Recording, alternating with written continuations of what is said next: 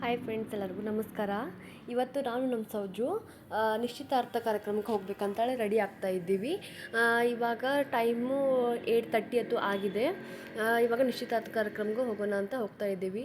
ಅಷ್ಟೊತ್ತಿಗೆ 9 ಗಂಟೆ ಆಗಿತ್ತು. ನಿನ್ನೆ ಬಳೆ ಇಟ್ಕೋ ಕಾರ್ಯಕ್ರಮ ಎಲ್ಲ ಮುಗಿದಿತ್ತು. ಇವಾಗ ನಿಶ್ಚಿತಾರ್ಥ ಇತ್ತು, ಅದಕ್ಕೆ ಹೋಗ್ಬೇಕಂತ ಹೇಳಿ ಹೋಗ್ತಾ ಇದ್ವಿ. ಬೆಳಗ್ಗೆನೇ ಬಳೆ ಇಟ್ಕೋ ಶಾಸ್ತ್ರ ಮುಗಿದಾದ್ಮೇಲೆ ರಾತ್ರಿನೇ ಇದು ಇತ್ತು, ಅದಕ್ಕೆ ಹೋಗ್ತಾ ಇದ್ದೀವಿ. ಚಿಕ್ಕ ಮಕ್ಕಳೆಲ್ಲ ಡ್ಯಾನ್ಸ್ ಎಲ್ಲ ಮಾಡ್ತಾಯಿದ್ರು. ಫಸ್ಟಿಗೆ ಎಂಟ್ರಿ ಆದಮೇಲೆ ಎಲ್ಲನೂ ಜಾಸ್ತಿ ಜನನೇ ಬಂದುಬಿಟ್ಟಿದ್ರು.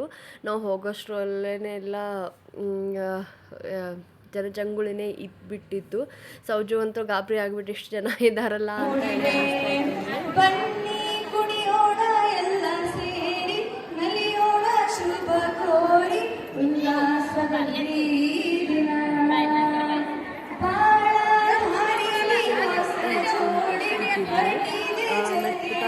ಹಾಡಾಡಿ ಸ್ಟಾರ್ಟ್ ಮಾಡಿದ್ರು.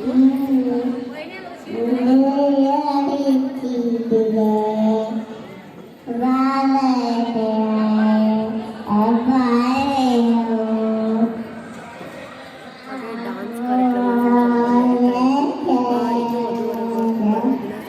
ಆಗಿತ್ತಲ್ಲ, ಅದಕ್ಕೆ ಪುಟಾಣಿ ಮಕ್ಕಳೆಲ್ಲ ಮಾಡೋದು, ಈಗ ಡ್ಯಾನ್ಸ್ ಮಾಡೋದು ಎಲ್ಲ ಮಾಡ್ತಾಯಿದ್ರು. ಸೌಜುನು ಅವ್ರ ಹತ್ತೆ ಸ್ಟೇಜ್ ಮೇಲೆ ನಿಲ್ಲಿಸ್ಬೇಕಂತ ಎಷ್ಟು ಪ್ರಯತ್ನ ಮಾಡ್ತಾಯಿದ್ರು.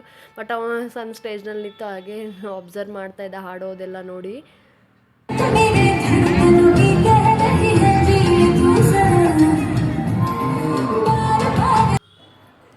ಇವಾಗ ಮದುಮಕ್ಕಳು ಸ್ಟೇಜ್ ಮೇಲೆ ಬರ್ತಾ ಇದ್ದಾರೆ. ಇವಾಗ ನಿಶ್ಚಿತಾರ್ಥ ಕಾರ್ಯಕ್ರಮ ಶುರು ಆಗುತ್ತೆ ಫ್ರೆಂಡ್ಸ್.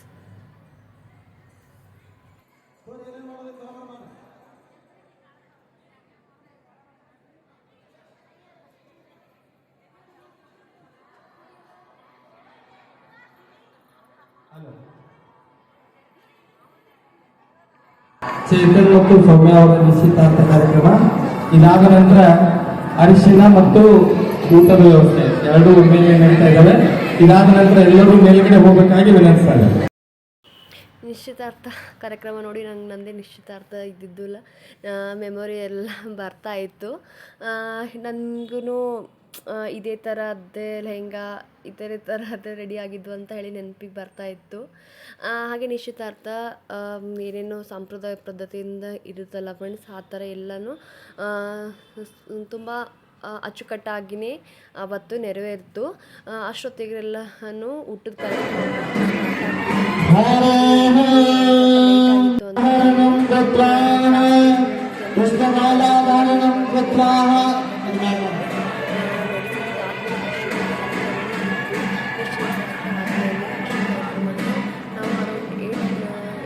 ಇವತ್ತು ಮನೆ ಬಿಟ್ಟಿದ್ವಿ. ಅಲ್ಲಿ 9 ಅಷ್ಟೊತ್ತಿಗೆ ರೀಚ್ ಆಗಿದ್ವಿ.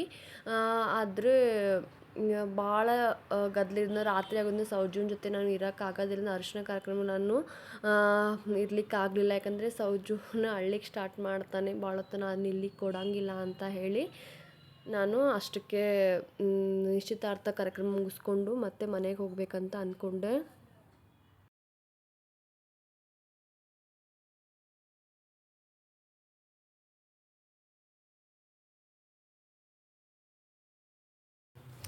ಬೆಳಗ್ಗೆನೇ ಮದುವೆ ಇತ್ತು.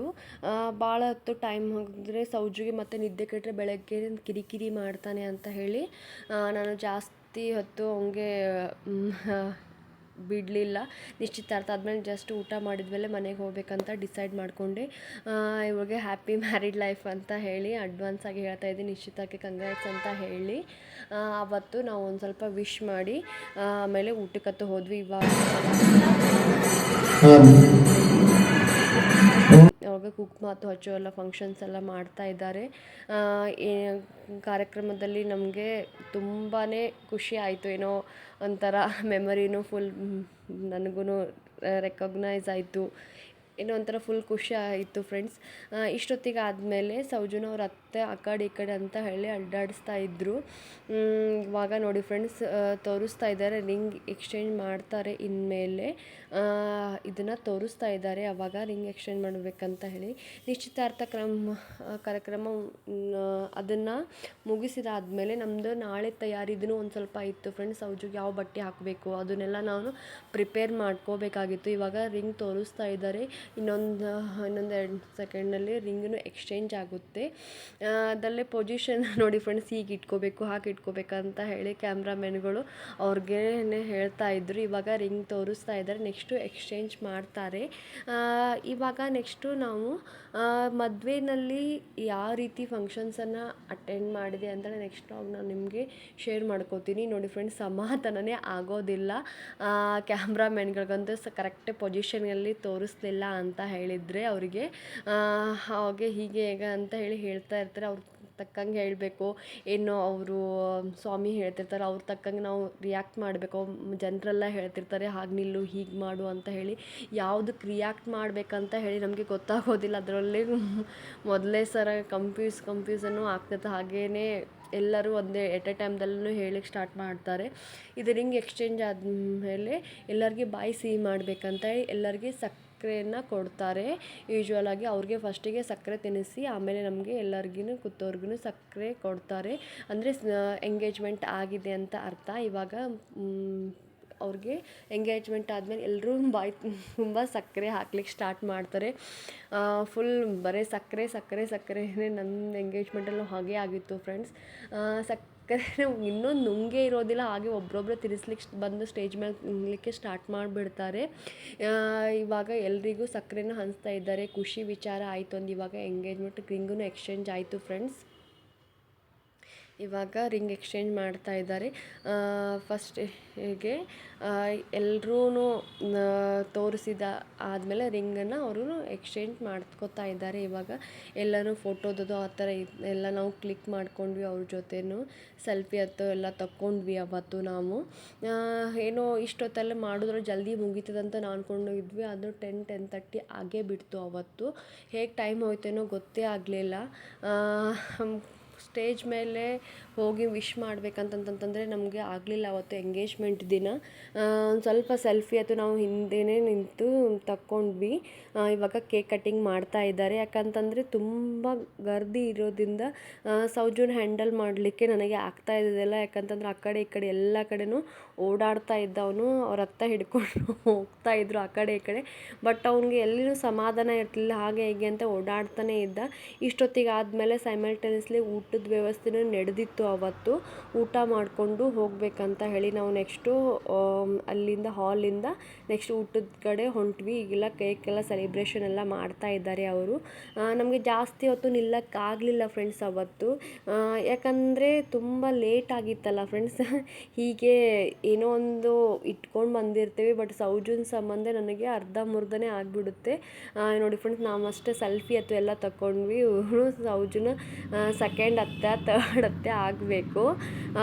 ಎಲ್ಲನೂ ಮುಗಿದಾದ್ಮೇಲೆ ಕಾರ್ಯಕ್ರಮ ಮುಗಿದ್ಮೇಲೆ ನಾವು ಊಟಕ್ಕೆ ಹೋಗ್ಬೇಕಂತ ಹೇಳಿ ಹೋಗೋದ್ರಾಗ ಒಂದು ಸ್ವಲ್ಪ ನಾವು ಸೆಲ್ಫಿಗೆ ಫೋಸ್ ಕೊಟ್ವಿ.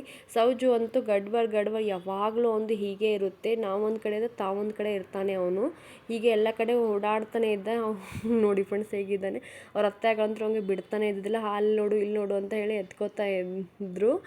ಇವಾಗ ಸೆಲ್ಫಿ ತಗೋಬೇಕಂತ ಎಲ್ಲರೂ ನಾವು ಸೆಲ್ಫಿನೂ ತಗೊಂಡು ಇವಾಗ ನೋಡಿ ಫ್ರೆಂಡ್ಸ್ ಊಟಕ್ಕೆ ಬಂದಿದ್ವಿ. ಈಗ ಒಂದು ಸ್ವಲ್ಪ ಊಟ ಮಾಡಿಕೊಂಡು ಮನೆಗೆ ಹೋಗ್ಬಿಡ್ತೀವಿ. ಇಷ್ಟೊತ್ತಿಗೆ ಆದರೆ 11 o'clock ಆಗಿಬಿಟ್ಟಿತ್ತು.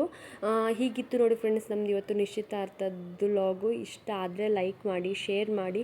ನೀವು ಹೊಸ ವಧುವರರಿಗೆ ಕಂಗ್ರಾಟ್ಸ್ ಅಂತ ಹೇಳಿ ಫ್ರೆಂಡ್ಸ್.